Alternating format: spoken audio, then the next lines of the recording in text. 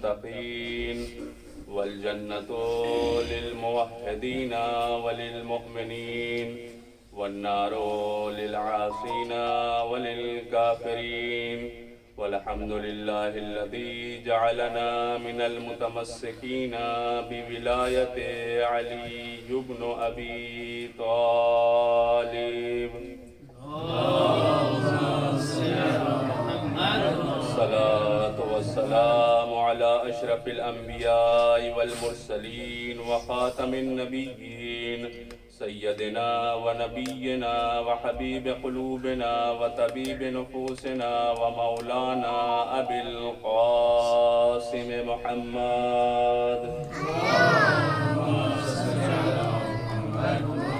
وعلى آله الطيبين الطاهرين المعصومين المظلومين ولعنة الله على أعدائهم أجمعين من الآن إلى قيام يوم الدين. أما بعد فقد قال الله تعالى في القرآن المجيد وهو أصدق القائلين وقوله الحق. بسم الله الرحمن الرحيم. ويقول الذين كفروا لست مرسلا قل كفى بالله شهيدا بيني وبينكم ومن عنده علم الكتاب.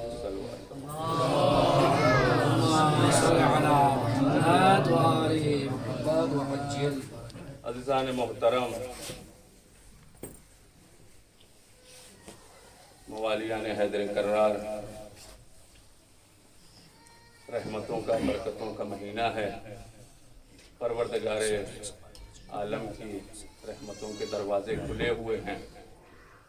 اس ماہ مبارک رمضان میں خوش نصیب ہے وہ انسان جو اللہ کی رحمتوں کو اپنے دامن میں سمیٹ لے اور اپنے گناہ آلود دامن کو اس ماہ مبارک رمضان میں اپنے آنسوؤں سے، اپنی عبادتوں سے دھل لے. یہ مغفرت کا مہینہ ہے، لہٰذا ہمیں اس مہینے میں اپنے گناہوں کی بخشش پروردگار عالم کے حضور کرنا چاہیے. اور بالخصوص اس ماہ مبارک رمضان میں اگر محمد و آل محمد کا وسیلہ ہو، اس کے ذریعے سے ہم دعا کریں اور اپنے گناہوں کی بخشش طلب کریں تو یقیناً پروردگار عالم آپ کے گناہوں کو اور ہمارے گناہوں کو ضرور معاف کرے گا. کیوں؟ اس لیے کہ جب جناب آدم علیہ السلام سے ترک اولا ہوا اور ایک طویل مدت تک جناب آدم اس پر پشیمانی کا اظہار کرتے ہوئے ہمیشہ گریہ وزاری کیا کرتے تھے. اتنا گریہ کرتے تھے کہ ان کی آنکھوں کے نیچے ان کے رخسار پر ایک نالی بن گئی تھی اور اتنا آنسو بہایا کرتے تھے کہ آس پاس کے جو گڈھے ہوا کرتے تھے ان کے آنسوؤں سے بھر جایا کرتے تھے. پرندے ان آنسوؤں کو پیا کرتے تھے. جب اس قدر گریہ کیا پھر بھی پروردگار عالم نے ان کی استغفار کو قبول نہیں کیا تو ایک مرتبہ جناب جبریل نازل ہوئے اور آ کر کہتے ہیں آدم کیا چاہتے ہو کہ خدا تمہاری بخشش کرے، تمہاری توبہ کو قبول کرے؟ تو جناب آدم نے کہا کیوں نہیں؟ کہا کہ تو پھر اس طرح دعا کرو، اللہم بحق محمد وانت المحمود وبحق علی وانت العلا وبحق فاطمہ وانت فاطر السماوات والارض وبحق الحسن وانت المحسن وبحق الحسین وانت قدیم الاحسان. ان اسماء مبارکہ کا واسطہ تو پروردگار عالم کی بارگاہ میں اللہ تمہاری توبہ کو قبول کرے گا، تمہارے استغفار کو قبول کرے گا. جیسے ہی جناب آدم کے لبوں پر اسماء پنجتن آئے اور ان کا وسیلہ دیا، پروردگار عالم نے کہا آدم میں نے تمہاری خطا کو معاف کر دیا، تمہاری توبہ کو قبول کر لیا اور جناب آدم اور حوا کو ایک ساتھ ملا دیا. ایک صلوات پڑھیں محمد و آل محمد.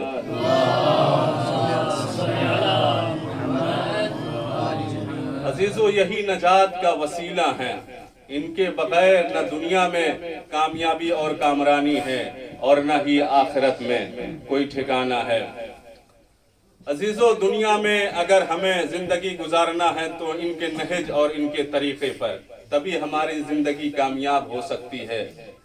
اور آخرت میں ان کے بغیر ہم پل صراط سے بھی نہیں گزر سکتے، اور جو ہماری آخری منزل ہے جنت، وہاں بھی نہیں جا سکتے ان کی محبت اور ان کی پیروی کے بغیر۔ بہرحال اس مہینے سے ہمیں زیادہ سے زیادہ فائدہ اٹھانا چاہیے، زیادہ سے زیادہ تلاوت قرآن کریم، اپنی ساعات کا ہر لمحہ عبادت خداوندی میں بسر کرنا چاہیے۔ لیکن عزیزو، صرف اس مہینے میں عبادت کرنا ہی کافی نہیں ہے۔ یوں تو پوری دنیا لگی ہوئی ہے، کوئی جھوم جھوم کے قرآن پڑھ رہا ہے، کوئی 1 منٹ میں نہ جانے کتنی رکعت تراویح نماز پڑھ رہا ہے۔ عزیزو، اس مہینے میں عبادت کرنی ہے، تلاوت کرنی ہے، لیکن عبادت اور تلاوت بغیر اہل بیت کی محبت کے کافی نہیں ہے۔ اس لیے کہ اگر عبادت اور تلاوت بغیر اہل بیت کے کافی ہوتی تو رسول خدا کبھی یہ نہ فرماتے، ائمہ معصومین کبھی یہ نہ کہتے کہ اگر کوئی انسان اس قدر عبادت کرے کہ اس کی کمر جھک جائے، اور اس قدر روزہ رکھے کہ اس کا پیٹ پیٹ سے مل جائے، اور اسے صفا و مروہ کے درمیان مظلومیت کے عالم میں قتل کیا جائے، اور اس کے دل میں علی کی محبت اور ولایت نہ ہو، تو اسے اوندھے منہ جہنم میں ڈال دیا جائے گا۔ تو پتہ یہ چلا، عبادت ہو مگر ولایت اور محبت اہل بیت کے ساتھ ہو تب تو قبول ہے، ورنہ سب کی سب فضول ہے۔ ایک صلوات پڑھیں محمد والے محمد پر۔ میں نے جس آیہ کریمہ کو سرنامہ سخن قرار دیا ہے، یہ قرآن مجید کے سورہ رعد کی 43ویں آیت ہے، جس میں خالق کائنات ارشاد فرما رہا ہے، وَيَقُولُ الَّذِينَ كَفَرُوا لَسْتَ مُرْسَلًا۔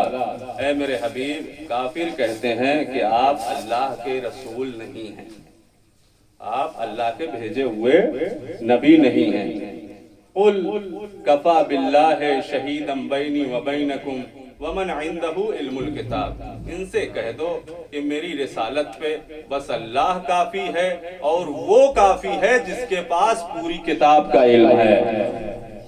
عزیزو، آپ نے غور کیا اس آیہ کریمہ میں کہ جب رسالت کا گواہ بننا پڑا تو اللہ نے کسی اور کو رسالت پہ گواہی اور گواہ نہیں بنایا۔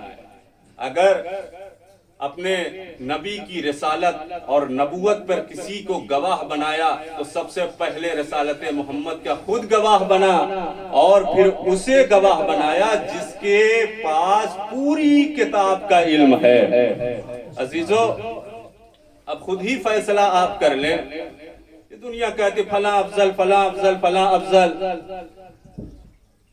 اور ان کے اتنے فضائل ہیں، یہ ہیں، لہٰذا یہ افضل ہیں۔ مولا کائنات کو وہ افضل نہیں مانتے۔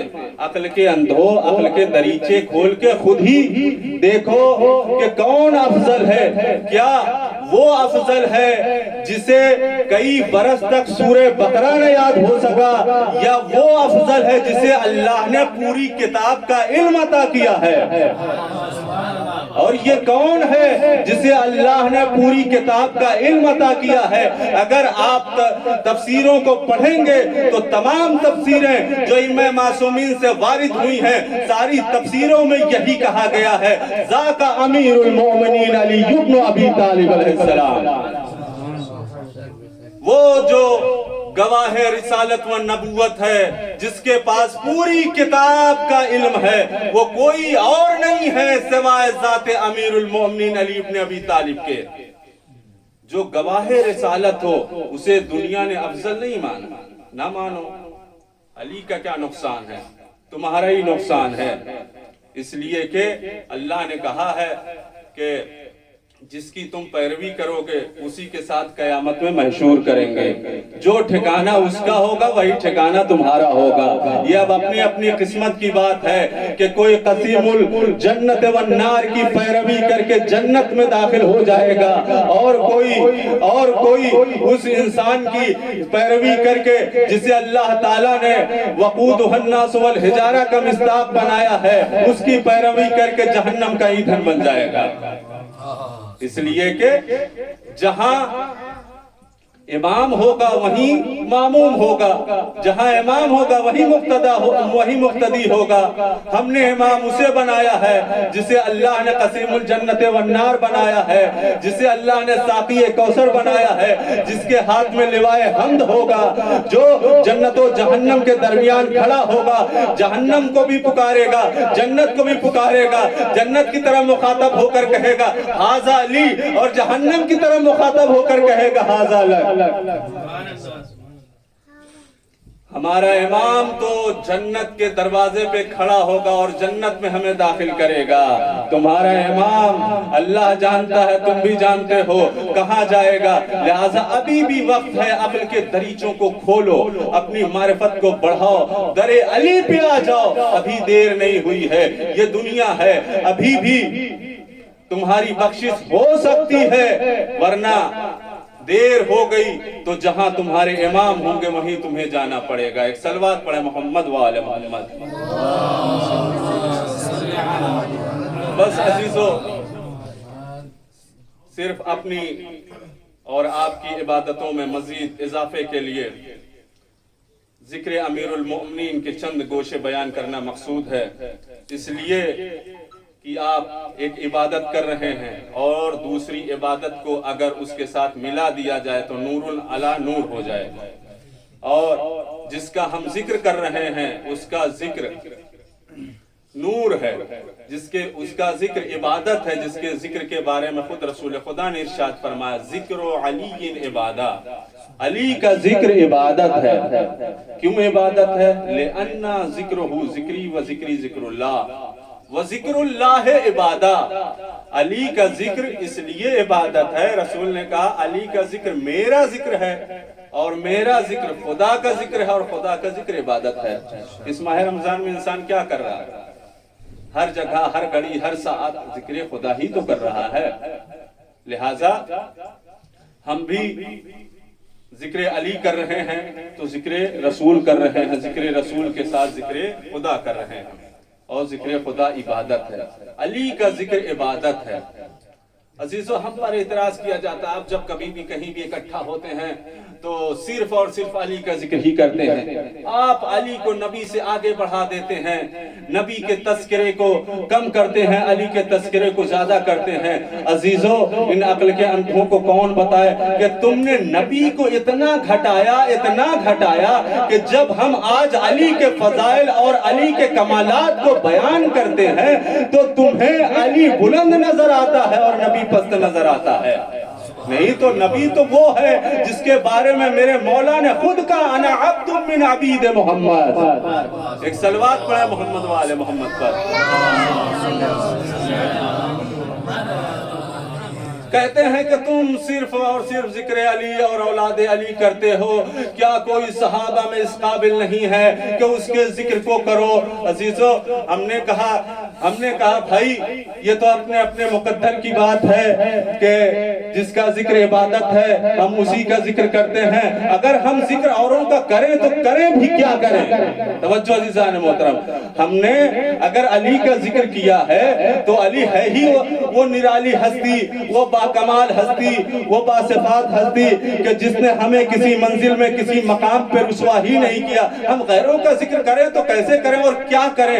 کیا ہم خیبر کا مارکہ بتائیں؟ کیا خندق کا واقعہ بتائیں؟ کیا غار کا واقعہ بتائیں؟ ہم بتائیں تو کیا بتائیں؟ کیا ہم یہ ذکر کریں کہ یہ ایک وہ تھا کہ صحبت نبی ہونے کے باوجود بھی غار میں سانپ کو دیکھ کے رونے لگا؟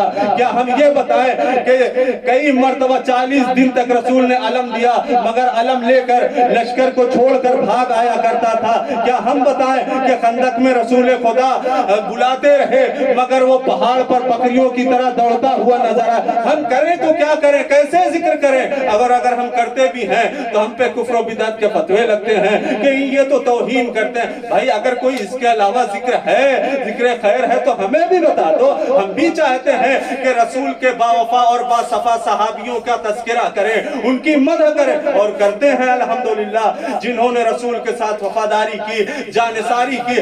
ہم ہر صحابی کے احترام کے قائل نہیں ہیں، ہم وفادار صحابی کے احترام کے قائل ہیں۔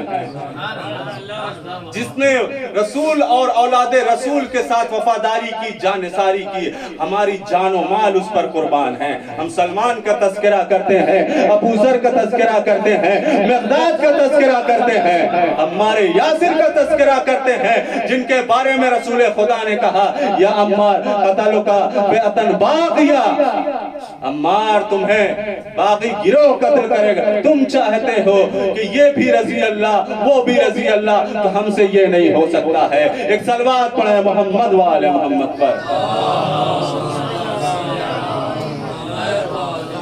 اسی لیے شاعر نے کیا خوب کہا ہے کہ ایک روز ایک صاحب زلف دراز نے، سماعت فرمائے، ایک روز ایک صاحب زلف دراز نے مجھ سے کہا کہ کب یہ سخنور کی بات ہے۔ ایک روز ایک صاحب زلف دراز نے مجھ سے کہا کہ کب یہ سخنور کی بات ہے، آتا نہیں ہے ذکر رسول خدا تمہیں، بس فاطمہ کی بات ہے، حیدر کی بات ہے۔ توجہ، بس فاطمہ کی بات ہے، حیدر کی بات ہے۔ میں نے کہا کہ ذکر رسول خدا کروں، کہنے لگے کہ ہاں یہ سخنور کی بات ہے، کہنے لگے کہ ہاں یہ سخنور کی بات ہے۔ میں نے کیا جو دعوت اول کا تذکرہ، بولے ہٹاؤ اس میں بھی حیدر کی بات ہے، بولے ہٹاؤ اس میں بھی حیدر کی بات ہے۔ تو میں نے کہا کہ ذکر نبی کس طرح کروں، احمد کی بات بات میں حیدر کی بات ہے۔ اب غصے میں آ کے کہتے ہیں کہ بولے کہ ذکر اوروں کا آتا نہیں ہے کیا؟ توجہ ذہن محترم، بولے کہ ذکر اوروں کا آتا نہیں ہے کیا؟ میں نے کہا کہ یہ تو مقدر کی بات ہے۔ نعرہ حیدری، نعرہ صلوات۔ یہ تو اپنے اپنی قسمت اور مقدر کی بات ہے کہ جسے اللہ نے لائق ذکر، عزیز و علی ہے ہی وہ نرالی ہستی کہ جس کی بھی نگاہ پڑی اس نے بھی علی کے ذکر کو، علی کے کمال کو بیان کرنا اپنی سعادت سمجھا۔ بندے تو بندے رہے، جب خالق کائنات کی نظر ذات علی ابن ابی طالب پہ پڑی تو قرآن مجید میں جا بجا علی کی شان میں قصیدے بیان کرنا شروع کیے۔ جب پروردگار عالم نے علی ابن ابی طالب کو بستر رسول پہ سویا ہوا دیکھا تو ارشاد فرمایا وَمِنَ النَّاسِ مَن يَشْرِي نَفْسَهُ ابْتِغَاءَ مَرْضَاتِ اللَّهِ وَاللَّهُ رؤوف بالعباد، کہ لوگوں میں کچھ ایسے لوگ ہیں جو اپنی جانوں کو بیچ کر مرضی معبود کو خرید لیا کرتے ہیں۔ کیا سن رہے ہیں آپ؟ ذکر امیر المومنین خدا وند عالم قرآن مجید میں جا بجا کر رہا ہے۔ علی ہے ہی وہ نرالی ہستی کہ جب اللہ تعالیٰ نے علی کو میدان جنگ میں جم کے لڑتا ہوا دیکھا تو ارشاد فرمایا کأنہم بنیان مرصوص، یہ جنگ میں سیسا پلائی ہوئی دیوار کے مانند لڑا کرتے ہیں۔ اور جب مولا امیر المومنین کو پروردگار عالم نے مسند علم پر بیٹھا ہوا دیکھا تو ارشاد فرمایا وَمَنْ عِنْدَهُ عِلْمُ الْكِتَابِ، یہ وہ ہے جس کے پاس پوری کتاب کا علم ہے۔ اور جب امیر المومنین کو پروردگار عالم نے مسند ولایت و امامت پر بیٹھا ہوا دیکھا تو ارشاد فرمایا انما ولیکم اللہ ورسولہ والذین آمنوا الذین یقیمون الصلاۃ ویؤتون الزکاۃ وہم راکعون، تمہارا ولی اللہ ہے، اس کا رسول ہے، اور وہ لوگ ہیں جو نماز کو قائم کرتے حالت رکوع میں زکوٰۃ دیتے ہیں۔ جب امیر المومنین کو پروردگار عالم نے جب امیر المومنین کو دیکھا کہ پروردگار امیر المومنین کے گھر سے جو کی روٹیاں تقسیم ہو رہی ہیں، راہ خدا میں خیرات ہو رہی ہے، تو ارشاد فرمایا وَيُطْعِمُونَ الطَّعَامَ عَلَىٰ حُبِّهِ مِسْكِينًا وَيَتِيمًا وَأَسِيرًا۔ ایک صلوات پڑھیں محمد وآل محمد پر۔ ہم کیوں نہ اس کا تذکرہ کریں جس کا تذکرہ خدا قرآن مجید میں بار بار ہر مقام پر ہر جگہ کر رہا ہے۔ جب علی اور اولاد علی کی طہارت پر قدرت کی نظر گئی تو ایک مرتبہ مچل کے قدرت نے قرآن میں علی اور اولاد علی کی شان میں قصیدہ پڑھا انما یرید اللہ لیذھب عنکم الرجس اہل البیت ویطہرکم تطہیرا۔ ایک صلوات پڑھیں عظمت محمد وآل محمد پر۔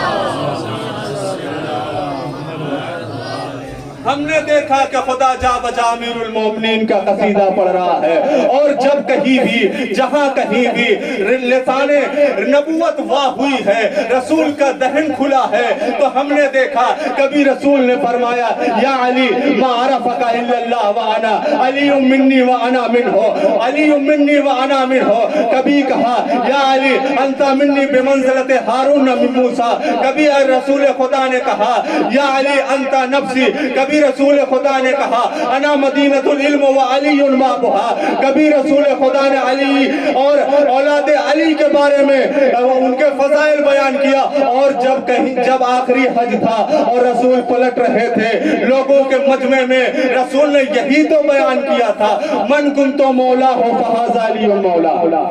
لہذا رسول نے ہمیں بتایا ہے جب اپنا دہن کھولنا تو علی کے فضائل بیان کرنے کے لیے کھولنا، ہم وہی تو کر رہے ہیں۔ اب اگر کسی کو برا لگ رہا ہے تو یہ اس کی کم ظرفی ہے، اس لیے کہ ہم اعلیٰ ظرف ہیں اور ہم کمال پسند ہیں۔ کمال پسند ہمیشہ با کمال کی تعریف کرتا ہے، اور اس کی تعریف کرنا اپنا مقدر اور اپنے لیے سعادت سمجھتا ہے۔ لہٰذا نبی نے ہر مقام پر ہر جگہ ذکر علی کیا ہے، اور بتایا بھی ہے کہ کیوں ذکر علی کرو، اس لیے کہ ذکر علی عبادت ہے۔ رسول نے کسی کے لیے نہیں کہا۔ 1,24,000 انبیاء اللہ نے بھیجے، سب کس لیے آئے تھے؟ سب اللہ کا پیغام پہنچانے کے لیے آئے تھے۔ خود آخری نبی کس لیے آئے؟ لوگوں کی ہدایت کے لیے آئے، لیکن رسول نے کسی کے لیے یہ نہیں کہا کہ ذکر آدم عبادہ، ذکر نوح عبادہ، ذکر ابراہیم عبادہ، ذکر موسیٰ عبادہ، ذکر ابراہیم عبادہ، ذکر اسماعیل عبادہ۔ خود اپنے بارے میں نہیں کہا ذکر محمد عبادہ۔ کیوں؟ کیا وجہ تھی؟ تو خود رسول خدا نے ارشاد فرمایا کہ دیکھو علی کی ذات ایک ایسا گلدستہ ہے، اگر میں کہہ دیتا کہ آدم کا ذکر کرو تو فقط آدم کا ذکر ہوتا، نوح کا ذکر نہ ہوتا۔ اگر میں کہہ دیتا نوح کا ذکر کرو تو نوح کا ذکر ہوتا، آدم کا ذکر نہ ہوتا۔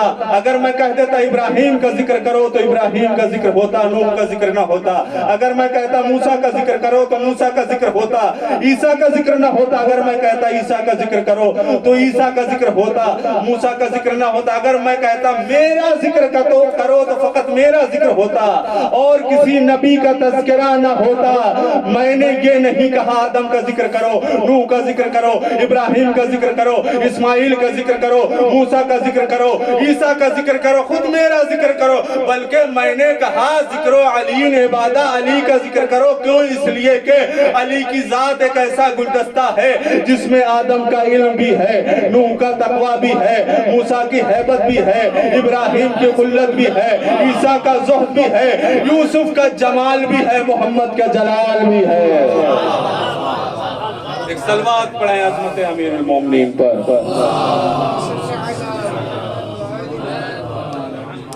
اور ہم بھی جہاں کہیں بھی جب کہیں بھی موقع ملتا ہے ذکر امیر المومنین کرتے ہیں، اس لیے کہ رسول کی یہی سنت ہے، خدا کی یہی سنت ہے کہ جہاں کہیں بھی موقع ملے ذکر علی کرو، اس لیے کہ ذکر علی حیات عطا کرتا ہے، اور مقدر والے ہی ذکر علی کرتے ہیں۔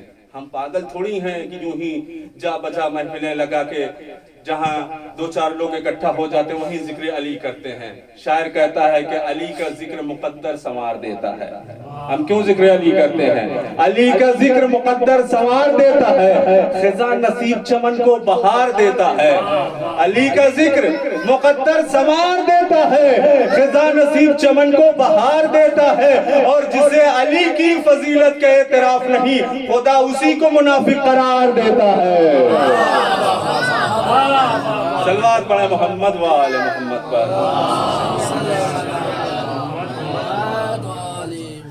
لہذا ہم اپنی بساط کے مطابق ذکر علی کرتے ہیں تاکہ ہمارا شمار ذاکرین علی میں ہو۔ کائنات کا ذرہ ذرہ ذکر علی کرتا ہے اور ذکر علی کرنے کو اپنی سعادت سمجھتا ہے۔ ہر خوش بخت نیک بخت انسان ذکر علی کرتا ہے اور علی سے محبت کرتا ہے۔ جو بدبخت ہے، پست ہے، حقیر ہے، ذلیل ہے، وہی علی سے دور ہے، اس کی اپنی بدقسمتی ہے اور اس کی اپنی مجبوری بھی ہے، اس لیے کہ رسول خدا نے یہی تو ارشاد فرمایا تھا، یا علی لا یحبک الا طیب الولادہ ولا یبغضک الا خبیث الولادہ۔ یہ اپنی اپنی قسمت اور مقدر کی بات ہے کہ ہم علی سے محبت کر کے اپنی ماں کی طہارت کا اعلان کرتے ہیں، وہ علی سے اپنی دشمنی اور بغض کا اظہار کر کے اپنی ماں کی نجاست کا اعلان کرتے ہیں۔ ایک صلوات پڑھیں محمد و آل محمد پر۔ اسی لیے امام نے فرمایا جب کبھی اپنے دل میں علی کی محبت کی ٹھنڈک محسوس کرو تو اپنی ماں کے حق میں دعا کیا کرو کہ اس نے تمہارے باپ کے ساتھ خیانت نہیں کی ہے۔ ہمیں ضرورت بھی نہیں ہے کہ وہ لوگ ذکر علی کریں، اس لیے کہ ہم نہیں چاہتے جنت میں زیادہ بھیڑ ہو جائے، اس لیے کہ اللہ نے ان کے لیے پہلے سے جہنم کا کوٹا بک کر دیا ہے۔ ہم سکون سے جنت میں رہنا چاہتے ہیں، بھائی تمہیں جہنم مبارک ہو، اس لیے کہ رسول نے فرمایا لو اجتمع الناس علی حب علی لما خلق اللہ النار، اگر لوگ امیر المومنین کی محبت پہ جمع ہو جاتے تو اللہ جہنم کو خلق ہی نہیں کرتا۔ بھائی نہیں ہونا علی کی محبت پہ جمع تو کوئی بات نہیں ہے، نہ ہو، یہ تو قسمت والوں کو علی ملتا ہے جس کا ظرف پاک ہوتا ہے۔ بھائی یہ محبت ایسی پاکیزہ ہے، علی کی محبت اور ولایت ہر ظرف میں یہ جا بھی نہیں سکتی۔ اس کی مثال یوں لے لیجئے کہ دودھ پاک ہے، اگر اسے کسی کثیف اور گندے برتن میں رکھا جائے تو وہ دودھ پھٹ جاتا ہے۔ عزیزو یہ دودھ کی غلطی نہیں ہے بلکہ ظرف کی خرابی ہے، لہذا علی کی محبت ہر ظرف میں آ بھی نہیں سکتی ہے۔ علی کی محبت کے لیے نسلوں کا پاک ہونا ضروری ہے، دلوں کا پاک ہونا ضروری ہے۔ ایک صلوات پڑھیں محمد و آل محمد پر۔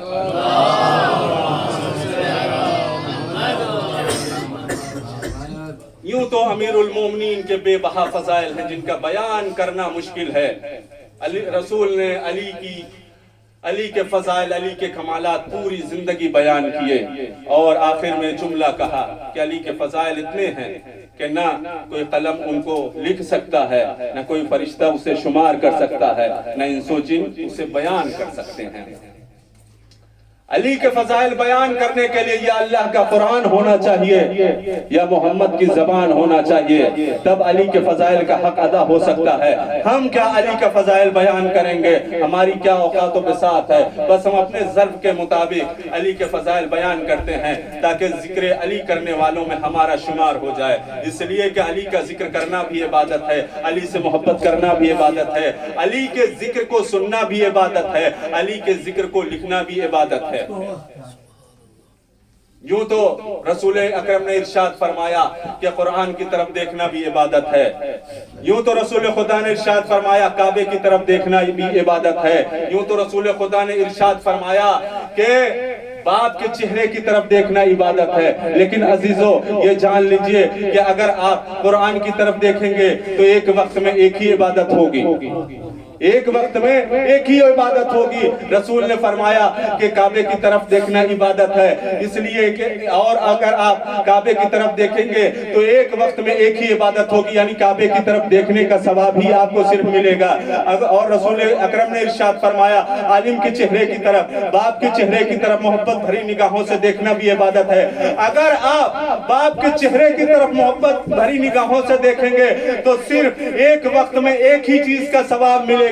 لیکن کیا کہنا ذات امیر المومنین کا کہ رسول اسلام نے فرمایا النظر الی وجہ علی عبادہ، علی کے چہرے کی طرف دیکھنا عبادت ہے۔ اب اگر آپ ذات امیر المومنین کی طرف دیکھیں گے، وجہ اللہ کی طرف دیکھیں گے، چہرہ امیر المومنین کی طرف دیکھیں گے تو صرف آپ کو علی کے چہرے کی طرف دیکھنے کا ثواب نہیں ملے گا بلکہ آپ کو قرآن مجید پڑھنے کا بھی ثواب ملے گا، قرآن مجید کی طرف دیکھنے کا ثواب ملے گا۔ کیوں؟ اس لیے کہ رسول اسلام نے فرمایا علی مع القرآن والقرآن مع علی۔ اب اگر آپ خانہ کعبہ کی علی کے چہرے کی طرف دیکھیں گے تو صرف چہرے علی کی طرف دیکھنے کا ثواب نہیں ملے گا، بلکہ خانہ کعبہ کے طرف دیکھنے کا ثواب ملے گا، اس لیے کہ رسول اسلام نے فرمایا ہے مثل علی فیکم کمثل الکعبہ، علی کی مثال تم میں ایسے ہی ہے جیسے کعبے کی مثال ہے۔ عزیزو، اگر آپ علی کے چہرے کی طرف دیکھیں گے تو علی کے چہرے کی طرف دیکھنے کا ثواب، کعبے کی طرف دیکھنے کا بھی ثواب ملے گا۔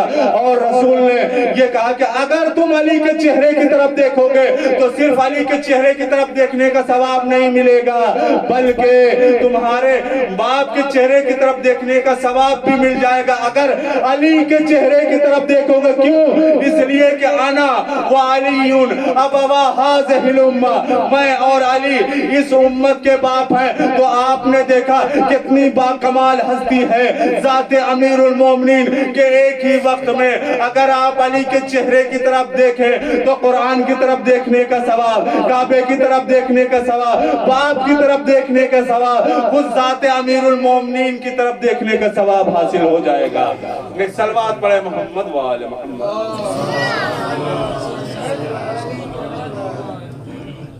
وقت تمام ہو گیا، مگر یہ ذکر علی کا سمندر، فضائل علی کا سمندر بے کراں ہے، جس کی اتھاہ، جس کی گہرائی تک کوئی پہنچ نہیں سکتا ہے۔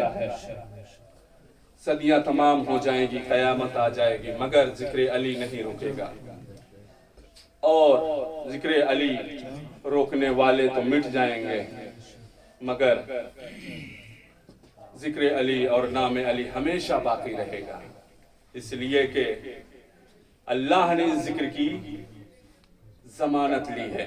اللہ نے قرآن مجید میں کہا فَاذْكُرُونِي أَذْكُرْكُمْ، تم میرا ذکر کرو میں تمہارا ذکر کروں گا۔ عزیزو، علی نے، اولاد علی نے کیا کیا ہے؟ جا بجا ذکر الہی کیا ہے۔ کبھی جنگ میں لا الہ الا اللہ کی صدا بلند کی، تو کبھی سجدہ خالق میں سبحان ربی العالی و بحمدہ کی صدا بلند کی۔ عزیزو، جو با کمال ہوتا ہے، جتنے اس کے فضائل ہوتے ہیں، اس کے دشمن بھی اتنے ہی زیادہ ہوتے ہیں۔ لوگوں نے علی سے دشمنی کیوں کی؟ اس لیے کہ اللہ نے وہ فضائل، وہ کمالات جو علی ابن ابی طالب کو عطا کیے تھے، کسی اور کو وہ فضائل و کمالات نصیب نہ ہو سکے، جس کی بنا پہ دنیا نے ان سے حسد کرنا شروع کر دیا، دشمنی کرنا شروع کر دیا، بغض و عناد رکھنا شروع کر دیا، جس کے نتیجے میں علی اور اولاد علی کو ستایا گیا۔ علی دیکھتے رہے، علی کے سامنے علی کے حق خلافت کو لوٹ لیا گیا۔ علی سے بڑا کائنات میں کوئی مظلوم نہیں۔ ہم اور آپ بھی زیارت میں ہی پڑھتے ہیں نا، السلام علیکہ یا ایھا، السلام علیکہ، السلام علیکہ اول المظلوم، سلام ہو تم پر اے پہلے مظلوم۔ عزیزو، کیا آپ نے دیکھا، محسوس کیا کہ علی کے اوپر کون کون سے مظالم ڈھائے گئے؟ کیا یہ کم بڑی مصیبت ہے کہ علی موجود تھے، علی کے سامنے علی کے گھر میں آگ لگا دی گئی؟ کیا یہ کم بڑی مظلومی ہے علی کے لیے کہ علی موجود ہے، علی کی آنکھوں کے سامنے علی کی زوجہ کے اوپر کوڑے برسائے گئے، پہلو کو توڑ دیا گیا؟ کیا علی کے لیے کم بڑی مصیبت تھی کہ علی موجود تھے، دربار میں علی کے سامنے زہرا کو جھٹلایا گیا؟ عزادارو، علی کے اوپر بہت مصیبتیں نازل ہوئی، علی کو ظالموں نے بہت ستایا۔ کبھی علی کے گلے میں، ذرا تصور تو کرو، وہ علی کہ جو فاتح خیبر و خندق کو کیا کسی کی مجال تھی کہ اس کے اوپر ظلم کرتا؟ لیکن وصیت رسول تھی، رسول کی وصیت تھی، علی تم پر مظالم ہوں گے، تمہارے سامنے تمہارے گھر کو جلایا جائے گا، زہرا کو کوڑے لگائے جائیں گے، زہرا کے بازو اور پہلوؤں کو زخمی کیا جائے گا۔ اے علی، صبر تو نہیں ہوگا مگر اسلام کے لیے صبر کرنا، اگر تم صبر نہیں کرو گے تو اسلام مٹ جائے گا۔ وصیت رسول تھی، تمام مصیبتوں کے باوجود علی نے صبر کیا۔ ہاں عزادارو، علی کے گلے میں رسی کا پھندا ڈالا گیا، علی نے صبر کیا۔ اللہ جانے کتنی مصیبتیں سہتے ہوئے علی وہ وقت بھی آیا کہ جب علی کا آخری سجدہ تھا اور سر پہ اپنے ملجم کی تلوار لگی تو ایک مرتبہ علی کی زبان پہ کی فکر آیا فزتو ورب الکعبہ، رب کعبہ کی قسم علی کامیاب ہو گیا۔ ہاں عزادارو، علی کے اوپر، اولاد علی کے اوپر دنیا نے بس اس جرم میں ان سے عداوت اور دشمنی کی کہ وہ فضائل صرف انہی کو کیوں اللہ نے عطا کیے، ہمیں کیوں نہیں ملے۔ اس بنا پہ دنیا علی سے بغض کرنے لگی، اولاد علی سے دشمنی کرنے لگی۔ یہ دشمنی ہی کا نتیجہ تھا جو کربلا میں اولاد علی کو گھیر کے قتل کیا گیا۔ عزادارو، کیا یہ انسانیت میں کوئی تصور کر سکتا ہے کہ کوئی انسان ایک 6 مہینے کے بچے کو تیر مارے؟ عزادارو نہیں، ایسا کسی انسان سے ممکن نہیں ہے۔ لیکن عزادارو، کربلا میں جنہوں نے یہ ظلم کیا وہ انسان نہیں تھے، انسان کے لباس میں حیوان تھے، حیوان بھی نہیں۔ عزادارو، حیوان بھی اتنے چھوٹے بچے پہ ظلم نہیں کرتے۔ عزادارو، روایت بتاتے بس چند جملے کربلا کے علی اصغر کی مظالم کے بیان کرنے ہیں، آپ کی زحمت تمام۔ عزادارو، یہ بغض علی کا نتیجہ تھا جو کربلا میں علی اصغر کی شہادت ہوئی، اور وہ بھی اس طریقے سے شہادت ہوئی۔ کربلا میں ہر شہید کو ایک بار ذبح کیا گیا، ایک بار شہید کیا گیا، مگر یہ کربلا کا واحد شہید ہے جسے 2 مرتبہ ظالموں نے شہید کیا، ایک مرتبہ تیر سے، ایک مرتبہ خنجر سے۔ اجرکم اللہ، خدا آپ کو کوئی غم نہ دے سوائے غم مظلوم کربلا کے۔ ہاں عزادارو، جب کوئی نہ بچا، اصحاب و انصار شہید ہو گئے، ایک مرتبہ مظلوم کربلا نے آواز بلند کی، حل من ناصر ینصرنا، حل من مغیث یغیثنا، ہے کوئی جو میری نصرت و مدد کرے؟ عزادارو، کوئی اصحاب و انصار میں نہ تھا۔ خیمے سے رونے کی آواز آئی، حسین خیمے میں آئے، بہن زینب میری زندگی میں رونے کا سبب کیا ہے؟ جناب زینب نے علی اصغر کو حوالے کیا، یہ کہتے ہو بھائیا ارے آپ کی آواز میں اتنا درد تھا، علی اصغر نے جھولے سے گرا لیا۔ حسین نے علی اصغر کو لیا، ایک مرتبہ فوج آدھا کی طرف آئے، فوج نے سوچا شاید حسین صلح کرنے کے لیے قرآن لے کر آئے ہیں، لیکن جب حسین نے ابا کے دامن کو ہٹایا تو قرآن نہ تھا، قرآن کا ایک پارا تھا۔ حسین نے کہا کہ ظالموں، اگر تمہاری نظر میں بے خطا ہوں، اس 6 مہینے کے بچے نے کیا بگاڑا ہے؟ ارے ذرا آؤ، اسے قطرہ آب دے دو۔ عزیزو، آپ سے بہتر کون پیاس کا احساس کر سکتا ہے؟ آپ روزے کے عالم میں ہیں، ہم سب نے سحر کیا ہے، یقین بھی ہے چند دیر بعد، چند منٹ بعد ہم افطار کریں گے، پانی مل جائے گا، مگر ذرا تصور کرو جس کی ماں کا دودھ بھی خشک ہو گیا ہو، وہ علی اصغر کتنی دیر سے پیاسا رہا ہوگا، مگر ظالموں نے قطرہ آب نہ دیا۔ علی اصغر کی جب یہ حالت دیکھی، ایک مرتبہ حسین نے زمین کربلا پہ لٹا دیا۔ اے ظالموں، اگر تم یہ سوچتے ہو علی اصغر کے بہانے میں پانی پی لوں گا، آؤ میرے بچے کو آگے بڑھ کے پانی پلا دو، مگر کوئی آگے نہ بڑھا۔ علی اصغر کو یہ کہہ کے حسین نے اٹھا لیا، میرے لال تم بھی حجت خدا کے فرزند ہو، اپنی حجت تمام کر دو۔ ایک مرتبہ سوکھی ہوئی زبان پپڑائے ہونٹوں پہ علی اصغر نے پھرائی، ارے زبان کا پھیرنا تھا۔ فوج آدھا سنگ دل فوج وہ بھی منہ پھیر کر رونے لگی۔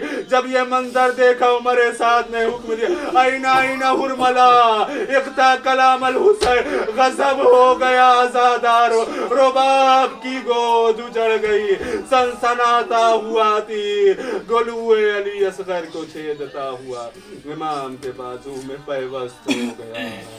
بیٹا باپ کے ہاتھوں پہ منقلب ہو گیا۔ وَسَيَعْلَمُ الَّذِينَ ظَلَمُوا أَيَّ مُنقَلِبٍ يَنقَلِبُونَ